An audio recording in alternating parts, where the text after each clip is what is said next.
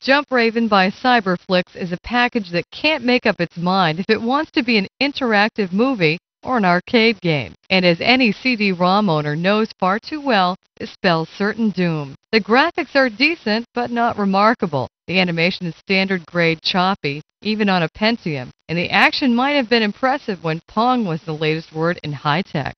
The plot, that is, the between-mission filler that adds to the program's megabyte count, is certainly nothing an experienced game player couldn't whip up in about 5 minutes. It's the future, and from an ecological standpoint, things are very grim. Most species of animals have become extinct, but we have preserved their genetic code in the hopes of someday repopulating the world. Apparently, somebody ran out of crack to sell because the DNA samples have been stolen and are now being fenced on the streets of New York. Go get 'em.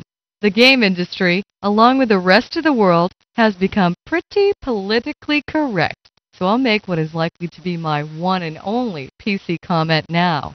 One of the gangs you face is an organized group of skinhead punkers, all of whom, of course, are Nazis.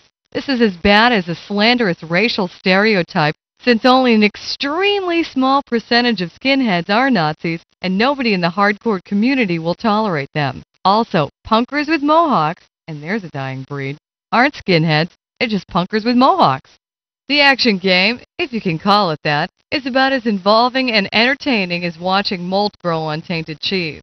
You turn left and right, move backwards and forwards, and shoot things.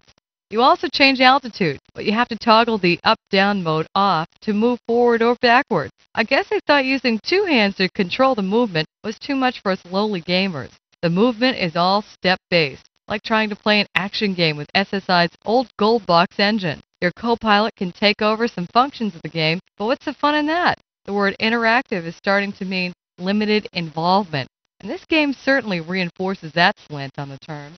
Jump Raven's one and only selling point is the online manual, which is in the form of a robotic guide to the gameplay. The game doesn't even ship with a printed manual because it doesn't need one. This is a great feature, and it's the only positive feature to the package. Otherwise, this is the same kind of dreck we've seen far too often since we've started putting those shiny little discs into our computers. Jump Raven is one of those packages that gives CD-based games a real bad name. And if you know what's good for you, you'll find something else to do with your time and your money.